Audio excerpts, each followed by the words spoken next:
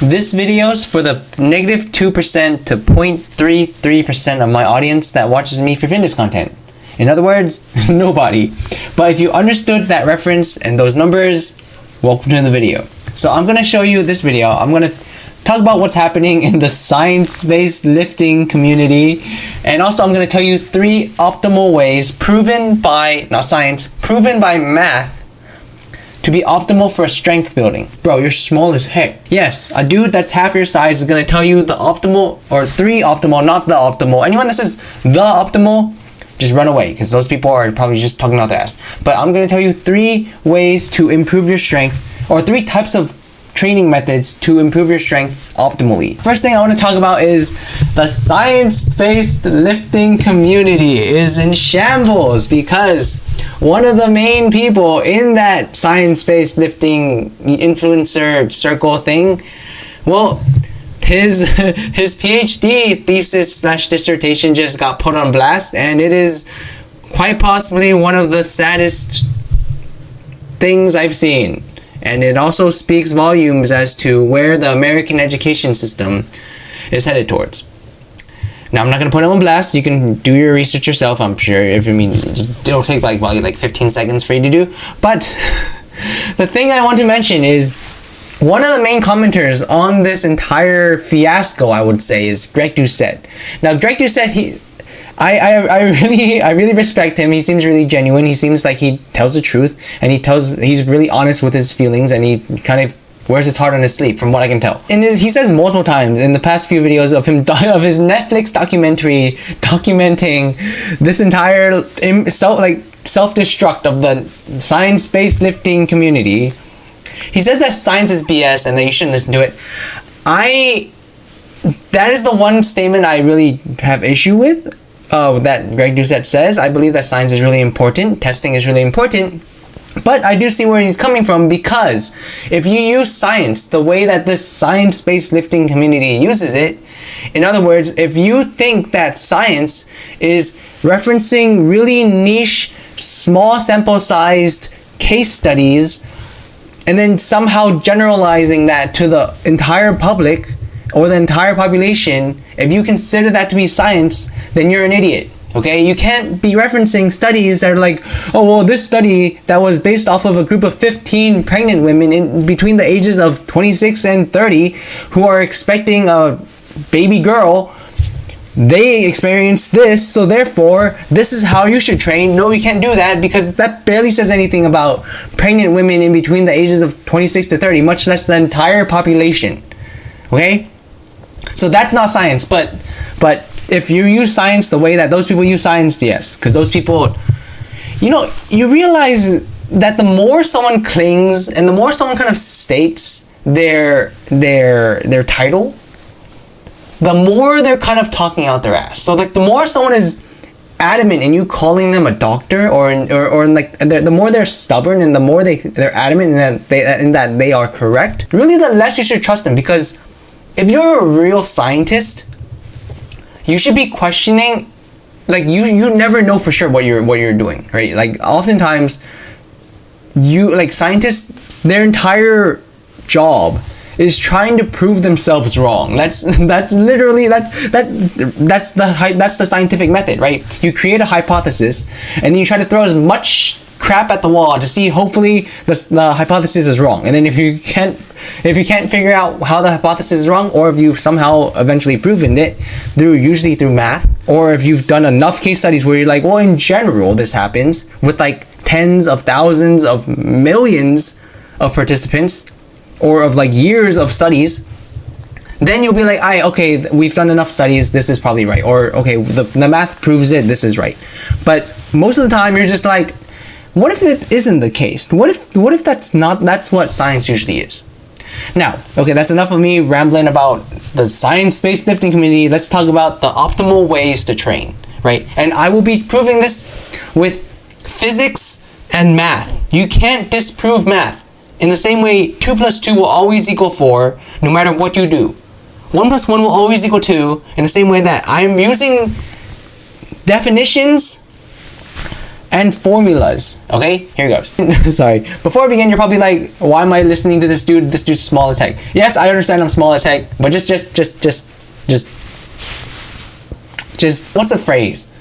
Just humor me this one time. Once I present my argument, I don't think you can refute it. I don't think you can argue against it, because it's literally just using definitions. That's what I'm doing. I'm using definitions to prove it. You remember proofs from geometry or trigonometry? The thing with the triangles? Yeah, the thing that everyone hated? That's one of my favorite things to do, because I'm annoying like that. Anyways, let's go.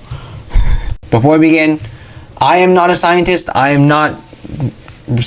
not studied this at all. I'm a computer scientist. I'm not even a regular scientist. I'm like the fake scientist that I just write stuff, okay? Anyways, what is strength? Strength is being strong, right? You have to have strength in order to be strong. So what does it mean to be strong? You must have power to move heavy objects, or the ability to perform other physically demanding tasks. That's what it means to be strong. So in other words, to be strong or to have strength is to have power. Strong means you have strength. Strong also means to have power. So therefore, strength equals, damn it, equals power. Are we clear? Right? I think we can all agree with that, right? Strength equals power. I didn't lose anyone yet, okay? So what is power, right? What is the definition for power? Well, if you didn't know, physics, there's a formula for power. There's actually multiple formulas for power. The formula for power is either work divided by time, voltage times current, which I mean, unless you're static shock, this doesn't pertain to you, or force times velocity. These are the three formulas. These are all kind of just electric power as well, so you don't really have to care about that. Now I want to point your attention to power equals work divided by time, and power equals force times velocity. So let's just write that down. Power equals work divided by time, and power equals force times velocity. So there's actually a definition for work as well.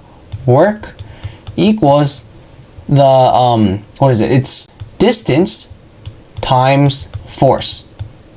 It's the force you exert over a certain distance. That's what work is. So we can now change this to be equal to force times distance over time, right? These are all just formulas. So now we have two formulas, right? Power equals force times distance over time, and power equals force times velocity. These two are basically the same equation, but we'll talk about that later. Anyways, so this is where we get the three optimized ways of training. Force times velocity and force times distance over time. Okay? So let's think about when you're lifting, and let's make some connections, right? So when you're lifting, I do not know how to use this freaking program at all. Okay, so when you're lifting, what is force? Force, that's just the amount of weight that you're lifting. The force that you're pushing, it's equal to the force the force of resistance, which is basically just gravity acting on the dumbbell, on the barbell, on the whatever kettlebell you're using, right? On your body weight. That's what force is. Force is just the weight that you're lifting. So this could be dumbbell, bell, barbell, etc. Okay? We have that now. What is distance? Well, distance is the amount of distance traveled, right? What is distance in lifting weights? You're not moving. Well, I mean, you're moving the weight. And how much do you move the weight? You move the weight basically your arm span, or like how long your arm is, or your foot is, or not your foot, how long your arm is, or your leg is, or whatever, times the number of reps. So distance is basically just reps, because your arm and your legs are constant length, so then you can kind of ignore that. So we just look at reps, right? So distance is just the number of reps that you do. Does that make sense? I think that makes sense so far. Now time is obvious. It's just time. It's how long your rep or how long your set is. That I think we can agree with that. And then velocity, I think we also know this is just the speed, the speed of your rep or your set. So I think these two are kind of self-explanatory. These two might have been a little bit like, you might have had to think about that. So force is just the weight you're lifting. Distance is how many reps you're lifting. time is the amount of time you spent lifting, and velocity is just the speed that you're lifting at, right? Now this is how we're going to be able to deduct, is that the right, is it induct or deduct? It's deduct. Deduct our formula for an optimized way of training, okay?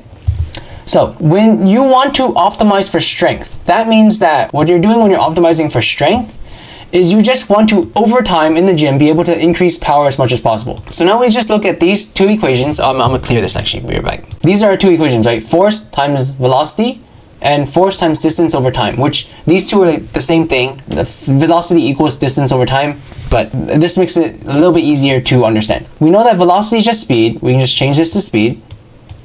Speed. This is just weight, right? This is how much weight you're pushing. This is just your number of reps. And this is time of set, or time per set. This is just time, right? We'll just keep it as time. So this is how long your set is. So let's just change the characters a little bit so that it's easier to understand. Okay, so here are the 3 ways to increase your power level optimally, to optimize your power increase, right? You want to try to increase your weight. In other words, just try to add on another pound if you can, add on another 5 pounds if you can, add on another 0.5 pounds if you can. You increase the speed of every rep. So you just try to push as hard as you can throughout the entire set. That's another way to increase your power. Or you look at this, reps over time. And what this means is basically try to just squeeze in another rep inside your set. Why do I say this? Because if you think about it, it's kind of like this, right? So if you have this is your, let's say it takes you 4 minutes, right? This is your single set. This amount of time is lifting. This is resting, right? If you're able to just squeeze in another extra rep here, then you've effectively, in this period of time, this time stays constant, but then you were able to move another extra rep over. So now you have this much, and that increased your power level for this entire time. In other words, just try to increase one of these 3 things